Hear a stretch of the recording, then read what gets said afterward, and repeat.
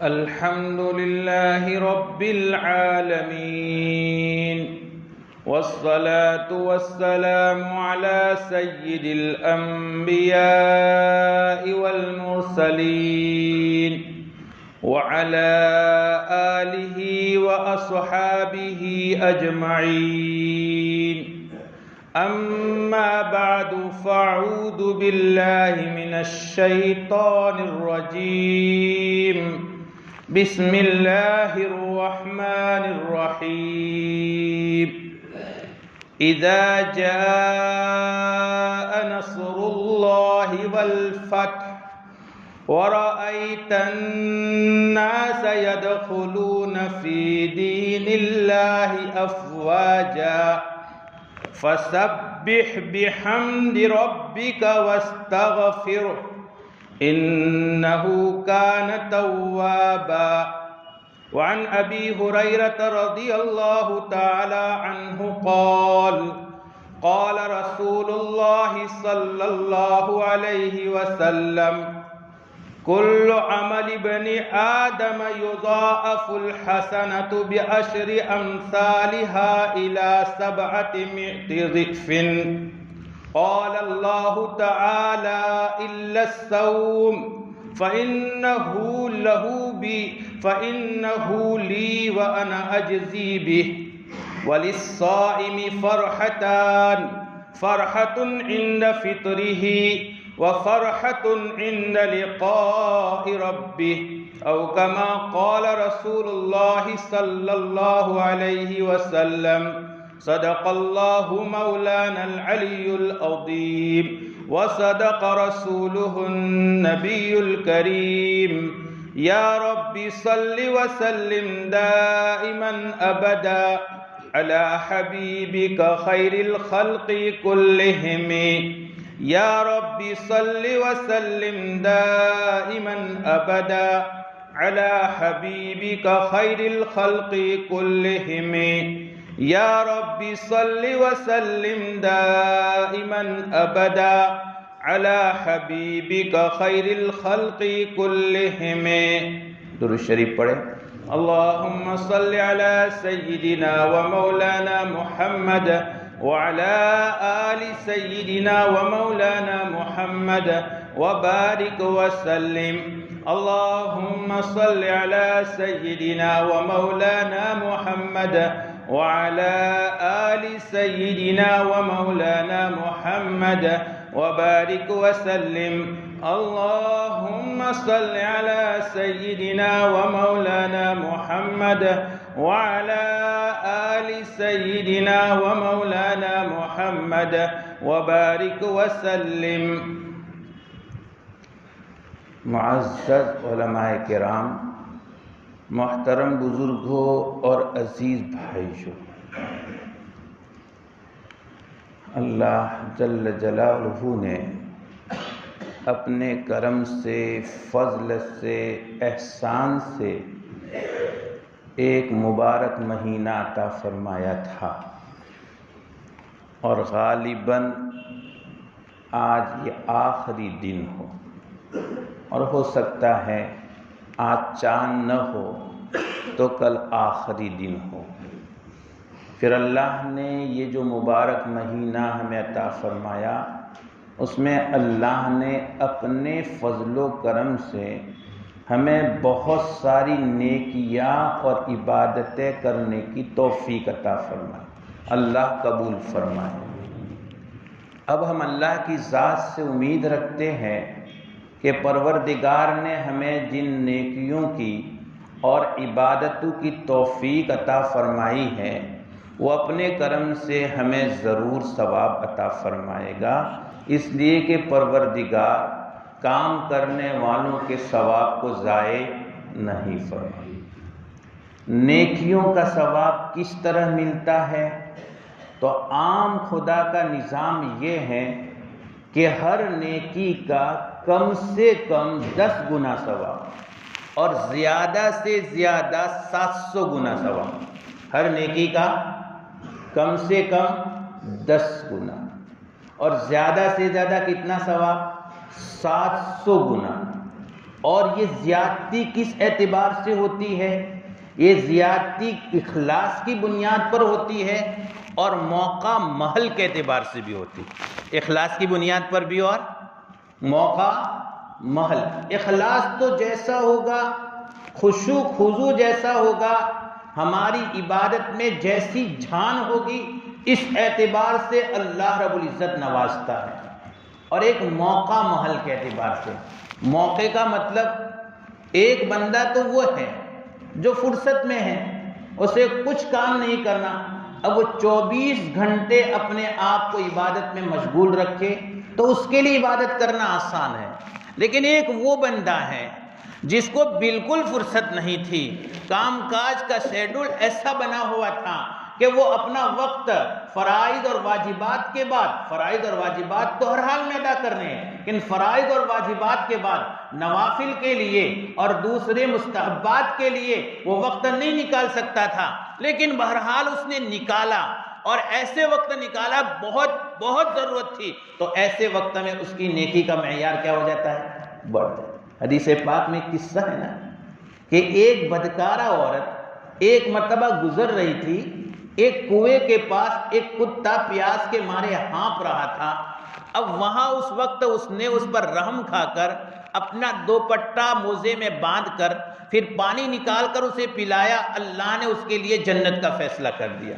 یہ موقع کی عبادت تھی، اس لیے کہ اس وقت اس کتے کو ضرورت تھی پانی کی، اگر اس کو پانی نہ ملتا تو وہ مر جاتا، اور اس نے ہمت کی، کچھ نہیں ملا، اسباب اللہ نے سجائے، اپنا ہی دوپٹہ لیا، اپنے ہی چمڑے کے موزے میں اس کو ڈالا، پھر پانی نکالا اور پھر اس کو پلایا۔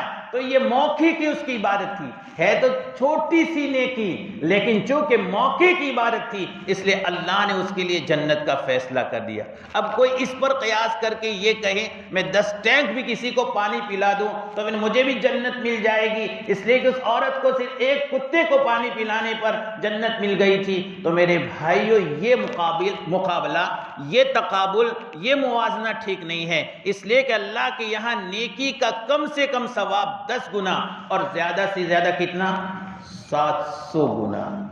لیکن 2 نیکیاں اس سے مستثنی ہے۔ کتنے مستثنی ہے؟ ایک روزہ اور ایک اللہ کے راستے میں خرچ کرنا۔ کتنی عبادتیں مستثنی ہے؟ 2۔ ایک روزہ، کہ روزے کے لیے یہ حساب نہیں ہے، اللہ تعالیٰ روزے میں اپنے فضل سے دے گا، اور ایک ہے اللہ کے راستے میں خرچ کرنا۔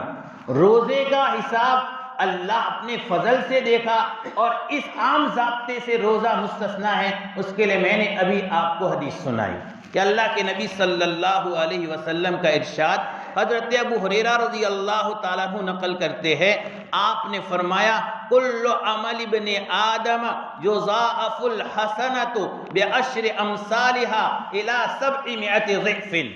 آدمی کے ہر عمل کے ثواب کا نظام خدا نے یہ بنایا ہے کہ ایک نیکی پر کم سے کم 10 گنا اور زیادہ سے زیادہ کتنا؟ 700۔ آگے فرمایا قال اللہ تعالیٰ، پھر حدیث قدسی ہو گئی ہے کہ قال اللہ تعالیٰ، کہ اللہ تعالیٰ نے فرمایا الصوم الا الصوم الصوم لی وانا اجزی بہ، لیکن ہاں روزہ نہیں۔ روزے یہ ضابطہ مستثنی ہے روزے سے، اور یہ روزہ یہ میرے لیے ہے وَأَنَا أَجْزِي بِهِ، اور اس کا بدلہ میں اپنے دست قدرت سے دوں گا۔ روزے کا بدلہ اللہ اپنے دست مبارک سے دیں گے، دست قدرت۔ دوسری نیکیوں کا بدلہ پروردگار فرشتوں کے ذریعے دلوائیں گے۔ روزے میں کیا خصوصیت ہے، اور یہ بڑا اعجاز ہے۔ آج جو ادارے ہیں، دینی ہو یا دنیاوی ہو، کسی کو انعام دیا جاتا ہے تو پھر سب کے سامنے دیا جاتا ہے، اور بڑے سے بڑے کے ہاتھ میں انعام دیا جاتا ہے۔ مجمع میں بہت سارے لوگ موجود ہو، لیکن اس وقت مجمع میں انعام دلوایا جاتا ہے تو مجمع میں جو سب سے زیادہ بزرگ ہستی ہوتی ہے، سب سے زیادہ قابل جو ہے تعظیم، قابل تکریم ہستی ہوتی ہے، اس کے ذریعے انعام دلوایا جاتا ہے تاکہ انعام لینے والے کا اعزاز ظاہر ہو۔ پروردگار کے علاوہ اور کوئی قابل تعظیم ہستی نہیں ہے، پروردگار کے لیے روزہ بندی نے رکھا ہے۔ اللہ تعالیٰ فرماتے الا الصوم الصوم لی وانا اجزی اجزی بھی، سروائے روزے کے روزہ بندہ میرے لیے رکھتا ہے۔ تفصیلات حدیث میں ہیں، بس بات اتنی ہے کہ بندہ روزہ تو یقیناً اللہ کے لیے رکھتا ہے، روزے میں دکھاوا نہیں ہو سکتا، اس لیے کہ روزہ ایسا عمل ہے کہ کسی کو کیا پتا چلے گا میں نے روزہ رکھا ہے، آپ کو کیا پتا چلے گا کہ میں نے روزہ رکھا ہے؟ تو روزہ ایسا عمل ہے جو اللہ کے لیے ہوتا ہے، اخلاص سے بھرا ہوتا ہے، تو اللہ تعالیٰ فرماتے ہیں وَأَنَا أَجْزِي بِهِ، اس کا بدلہ میں دوں گا، پروردگار دیں گے۔ ہمیں تو اللہ کی ذات سے امید رکھنی ہے کہ اللہ ہماری یہ عبادتیں قبول فرما لے۔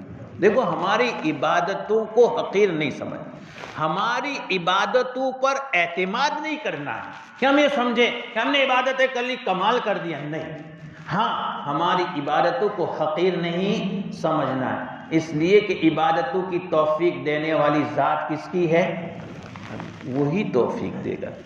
میرے اور آپ کے بس میں عبادت کرنے کی طاقت، ایک اللہ والے تھے، رات میں تہجد کے لیے اٹھے، ان کے مرید بھی موجود تھے، جب وضو کر رہے تھے تو گہری آواز آئی کہ تیرا وضو قبول نہیں، جب نماز پڑھنے لگے تو آواز آئی تیری نماز بھی قبول نہیں ہے، وہ پڑھتے رہے۔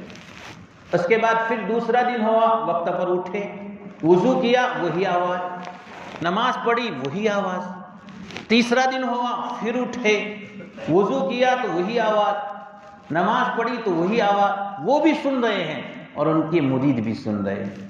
جب نماز سے فارغ ہوئے تو مرید نے بڑے ادب سے حضرت سے کہا آپ 2-3 دن سے نماز پڑھ رہے ہیں اور میں سن رہا ہوں کہ اوپر والے کی طرف سے آواز آتی ہے تیری نماز بھی قبول نہیں، تیرا وضو بھی قبول نہیں، اور آپ ہے نماز پڑھتے جا رہے ہیں۔ جو جواب دیا وہ سمجھنا ہے، فرمایا کہ قبول کرنا نہ کرنا تو اس کا کام ہے نا، میرا کام تو کیا ہے؟ نماز پڑھنا۔ اب وہ قبول نہ کرے تو چلو میں نماز پڑھنا چھوڑ دوں، لیکن اس در کے علاوہ کوئی دوسرا در ہے جہاں جائے؟ ہمارے لیے تو یہی ہے، ایک واقعہ ہے کہ ہمارے لیے عبرت ہے کہ دیکھیے پروردگار کی طرف سے آزمائشیں ہوتی ہے، یہ اللہ والے تھے لے وہ سمجھ گئے کہ پروردگار کی طرف سے آزمائش ہے، لیکن ہمارا کام تو کیا ہے کہ اس در کو چھوڑ کر، اور کوئی در بھی تو نہیں ہے نا، ہمارا در تو یہ ہے، ہمارا پروردگار ہمیں نوازے گا، لیکن ہاں ہمیں اپنی نیکیوں پر گھمنڈ نہیں ہونا چاہیے، اپنی نیکیوں پر ایسا اعتماد نہیں ہونا چاہیے کہ ہم نے بہت جو ہے وہ پاپڑ بیلے اور ہم نے بہت کچھ کر دیا اس لیے اللہ کی طرف سے نوازا جائے گا۔ ہماری نیکیاں ہمارے اعتبار سے اللہ کی توفیق سے بڑی عظمت والی ہے، لیکن پروردگار ہماری نیکیوں کا محتاج، بولو، ہماری نیکیوں کی مثال بھی اللہ والوں نے سمجھائی ہے۔ ہارون رشید کے زمانے میں دیہات کا ایک بدو جنگل کا رہنے والا ہارون رشید کی ملاقات کے لیے جا رہا تھا، تو بیوی نے مشورہ دیا جا تو رہے ہیں، بادشاہ کے ہاں لوگ جاتے ہیں تو کچھ لے جاتے ہیں، آپ بھلے بادشاہ کے پاس مدد مانگنے جا رہے ہیں لیکن کچھ لے جائیے۔ اب کیا لے جاؤ؟ کہا جو ہمارے یہاں جو چشمہ ہے نا اس کا پانی بہت میٹھا ہے، آپ ایک مٹکے میں بھر کر کے لے جائیے۔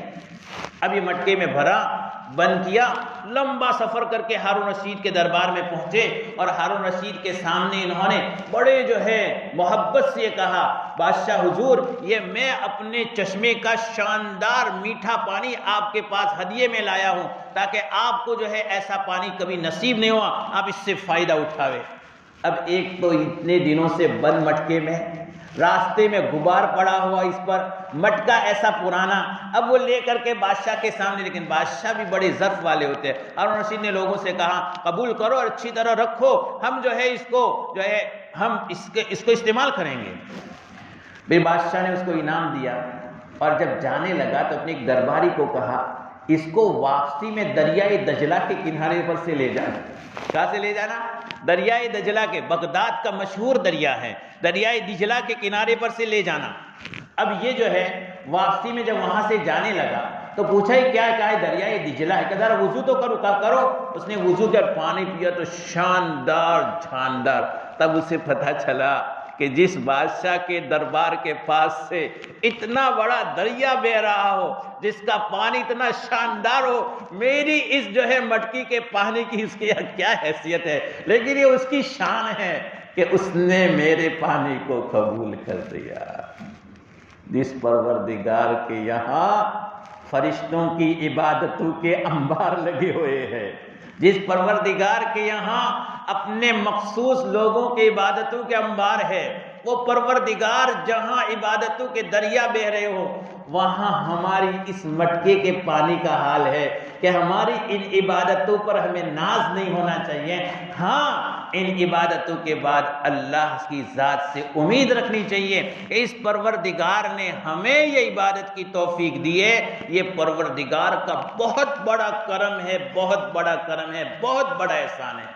اس لیے میرے بھائیوں، پہلی بات تو یہ امید رکھے کہ اللہ نے ہمیں نیکیوں کی توفیق دی ہے تو پروردگار انشاءاللہ ہماری نیکیاں قبول کر کے ہمیں اجر دے گا انشاءاللہ۔ اور دوسری بات، حدیث کا دوسرا ٹکڑا، آپ نے فرمایا للصائم فرحتان، دو روزے دار کو کتنی خوشیاں حاصل ہوتی ہے؟ دو۔ نمبر ایک فرحت عند فطرہ، جب روزہ افطار کرتا ہے تو اس وقت بھی اس کو خوشی ہوتی ہے۔ افطار دو ہے، ایک چھوٹا افطار، ایک بڑا افطار۔ افطار کتنے ہیں؟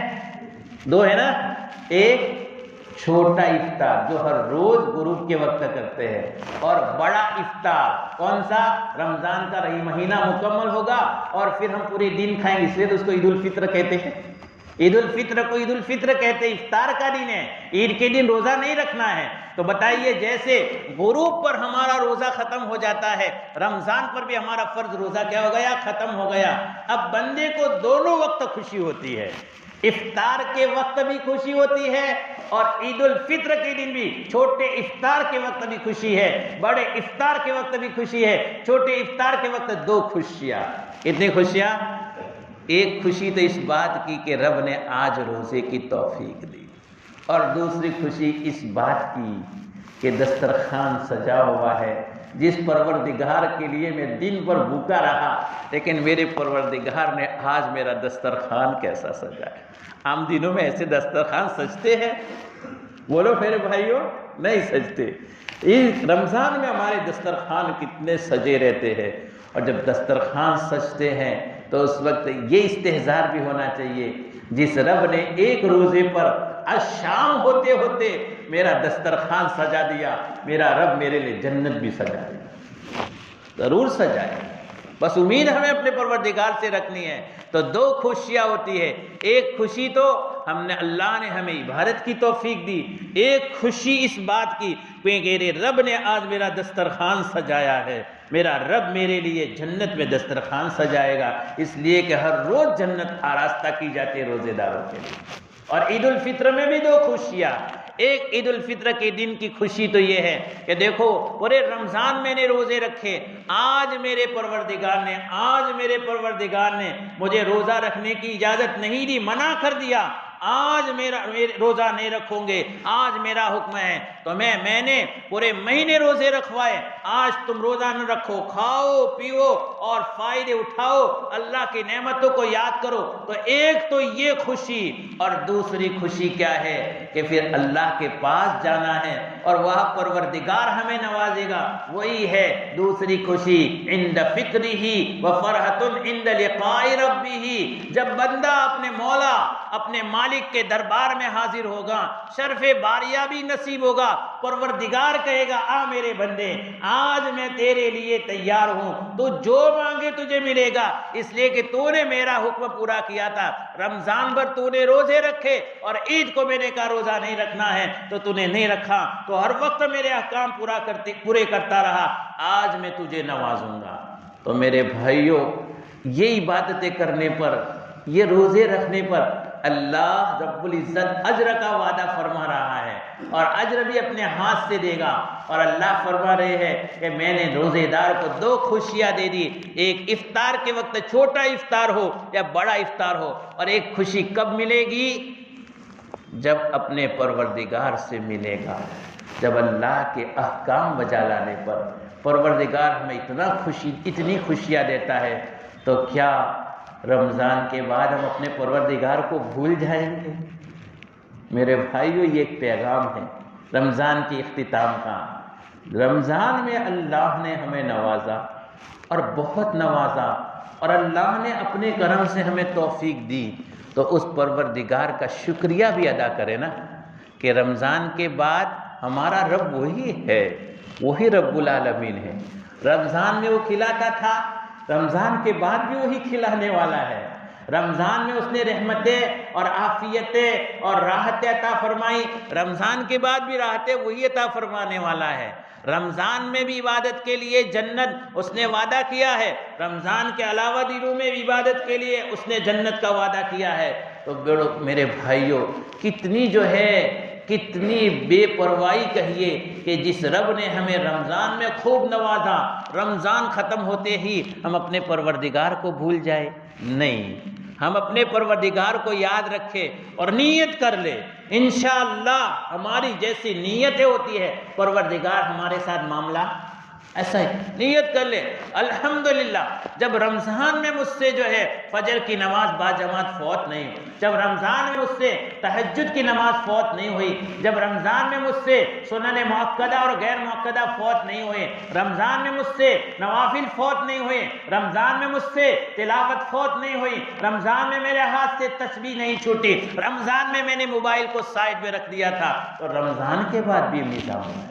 میری مائیں اور بہنیں اپنے گھروں میں بھی سن رہی ہیں، میں ان سے بھی درخواست کروں گا کہ آپ بھی یہ وعدہ کریں، آپ بھی ارادہ کریں، ہمت کر لے کہ انشاءاللہ رمضان میں اسی پروردگار نے توفیق دی تھی، رمضان کے بعد وہی پروردگار توفیق دینے والا ہے۔ ہم اللہ سے مانگے اور اللہ رب العزت کی حضور گڑ گڑائے اور اللہ سے یہ عہد باندھے کہ الحمدللہ پروردگار تو نے ہمیں توفیق دی تھی، رمضان کے بعد بھی ہماری یہ توفیق تو ہم سے نہ چھننا، اور ہمیں نمازوں کی پابندی کی اور روزوں کی جس طرح پابندی عطا فرمائی، اس طرح سے اور جو ہے دوسری واجبات کی پابندی کی، اور حقوق اللہ اور حقوق العباد کے ادائیگی میں پابندی کرنے کی، نوافل پڑھنے کی، تہجد پڑھنے کی، تسبیحات پڑھنے کی، اور موبائل کی خرافات سے بچنے کی جو توفیق تو نے عطا فرمائی وہ توفیق تو عطا فرمائے گا، اور ہم تیری ذات سے امید رکھتے ہیں انشاءاللہ یہ نظام باقی رہے گا تو ہمارے سال بھر کے ایام اللہ کی فرما برداری میں گزریں گے۔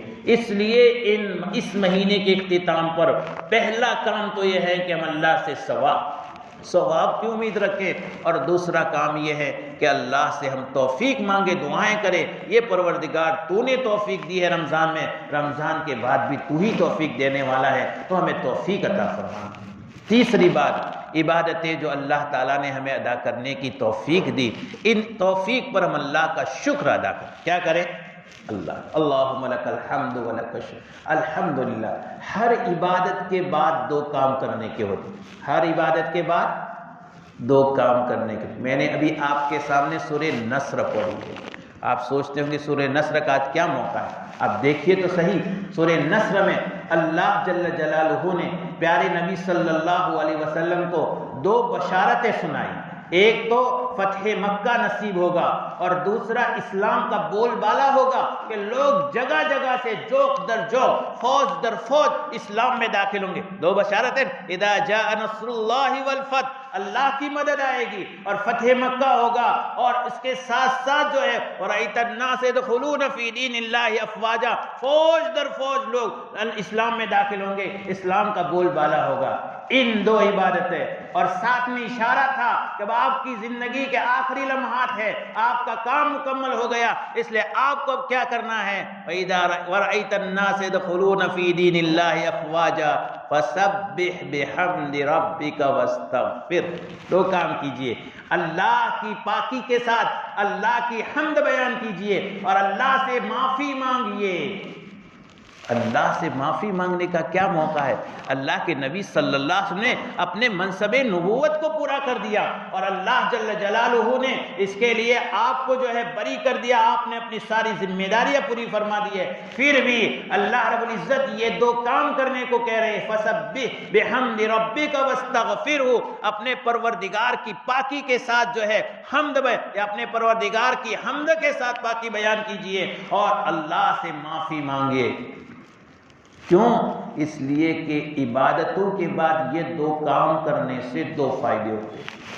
ایک کام تو کیا ہے، اللہ کی حمد بیان کریں، اللہ کی حمد بیان کرنے سے شیطان کی کمر ٹوٹ جائے گی۔ کیا ہو جائے گی؟ کیوں؟ اس لیے کہ شیطان عبادت کے بعد ہمارے اندر تکبر پیدا کرتا ہے۔ میں نے تو 10 قرآن ختم کیے تھے رمضان میں نے تو رمضان میں 60 دور کیے تھے، میں نے رمضان میں اتنے ختم کیے تھے، میں نے رمضان میں 30 تو کیا 60 صلاۃ التسبیح پڑھی تھی، ہر روز صبح رات میں دن میں بھی پڑھتا تھا۔ چرچے ہوتے ہیں نا، ضرورت نہیں ہے۔ ہاں، دوسروں کو رغبت دلانے کے لیے تذکرہ کریں، اور رغبت کن کو دلانا؟ اپنے گھر والوں کو، گھر والوں کے سامنے کہے، تاکہ گھر والوں کو بھی پتہ چلے کہ میرے باپ یا میرے بھائی یا میرے شوہر یا میرے چچا اتنا پڑھتے ہیں تو ہم بھی تو پڑھیں نا۔ تو اس لیے شوق دلانے کے لیے، باقی اس طرح سے دوسروں کے سامنے ڈینگ ہانکنے کے لیے، اپنی برتری کے لیے نہیں، ورنہ شیطان خوش ہوتا ہے۔ شیطان کیا ہوتا ہے؟ خوش۔ شیطان انسان کو اسی راستے سے، تکبر، کیونکہ وہ خود تکبر کے راستے سے ہلاک ہوا ہے، لیکن شیطان دوسروں کو بھی کس راستے سے ہلاک کرنا چاہتا ہے؟ تکبر کے۔ تو ہم الحمدللہ کہیں گے تو تکبر پیدا نہیں ہوگا۔ کیوں نہیں ہوگا؟ اس وجہ سے کہ ہم یہ سوچیں گے میرا کیا کمال، میرا کیا کمال، میں نے نماز پڑھی اور دوسرے کو نماز کی توفیق نہیں ملی، میں نے روزے رکھے دوسرے کو روزے کی توفیق نہیں ملی، تو یہ تو میرے پروردگار کا مجھ پر احسان ہوا نا، میرے رب کی توفیق سے ہوا، میرے اپنا کوئی کمال نہیں ہے۔ تو ہم اللہ کا شکر ادا کریں گے، تکبر پیدا نہیں ہوگا۔ تکبر ایک ایسی بیماری ہے کہ انسان کو کہیں سے کہیں پھینک دیتی ہے، اس لیے حدیث پاک میں ہے بعض لوگ درجات بلند کر جاتے ہیں انکسار قلب سے، یعنی بعض لوگ عبادتوں کی وجہ سے پیچھے رہ جاتے ہیں، عبادتوں کا ناز ہوتا ہے اور بعد ٹوٹے دل ہوتے ہیں، اے مجھے عبادت کی توفیق نہیں ملی، ہائے اس نے تو اتنے قرآن ختم کر لیے مگر مجھ سے ایک قرآن ختم نہیں ہوا، اور اس کا دل دکھا، بہت سی مرتبہ یہ آگے بڑھ جاتا ہے اور وہ پیچھے رہ جاتا ہے۔ اس لیے اللہ کا شکر، الحمدللہ، ہر حال میں، ہر نیکی پر اللہ کا شکر۔ حضرت ابوبکر صدیق رضی اللہ تعالیٰ عنہ کا یہ قول نقل کیا گیا ہے کہ نماز کے بعد اگر بندہ الحمدللہ اور استغفر اللہ پڑھتا ہے تو شیطان کی کمر ٹوٹ جاتی ہے۔ تو ایک تو جو ہے شکریہ ادا کرے، اور یہ شکر کا بدلہ جنت ہے، اور دوسرا استغفار۔ استغفار کس بات پر؟ اس بات پر کہ ہماری عبادت میں جیسے اللہ کو مطلوب تھا ایسا تو نہیں۔ وَبِالْأَسْحَارِ هُمْ يَسْتَغْفِرُونَ، قرآن کریم، وَكَانُوا قَلِيلًا مِنَ اللَّيْلِ مَا يَهْجَعُونَ وَبِالْأَسْحَارِ هُمْ يَسْتَغْفِرُونَ، رات بھر نمازیں پڑھتے ہیں، بہت کم بستروں پر سوتے ہیں، اور صبح اللہ سے معافی مانگتے ہیں۔ عائشہ صدیقہ رضی اللہ عنہ عرض کیا یا رسول اللہ، یہ معافی کس بات کی؟ رات بھر تو عبادت کی۔ آپ نے فرمایا یہ اس بات پر معافی مانگتے ہیں، ما عبدناک حق عبادتک وما عرفناک حق معرفتک، عبادت کا حق ادا نہیں ہوا، تیری معرفت کا حق ادا نہیں ہوا، تیری محبت کا حق ادا نہیں ہوا۔ اس لیے عبادتوں کے اختتام پر ہمیں یہ دو کام کرنے ہیں کہ اللہ کا حمد، اللہ کا شکر بجا لائے، اللہ کی حمد کرے، اور ساتھ ساتھ میں ہم اللہ رب العزت سے معافی مانگے۔ تو میرے بھائیوں، بس اللہ پاک نے ہمیں اپنے فضل سے دیا، ماشاءاللہ بہت ماحول رہا، مساجد ہماری آباد رہی، الحمدللہ ہمیں بھی سکون ملا۔ تو یہ ہوتا ہی نہیں ہوتا، عبادتیں کرنے کے بعد، نیکیاں کرنے کے بعد نقد فائدہ کہ سکون ملتا ہے، اور گناہوں کا نقد نقصان، زندگیوں سے چین ختم ہو جائے۔ گناہ کوئی بھی کر لے، وقتی گناہ کرنے کے بعد تھوڑی دیر لذت ملے گی، لیکن سچے مومن کا تو دل دکھتا رہے گا، میں نے گناہ کیا، میں ایسا ہوں۔ اللہ رب العزت ان ساری کہی ہوئی باتوں کو قبول فرما دے، اور اللہ جو ہے ہماری ساری نیکیاں، ساری عبادتیں قبول فرما لے۔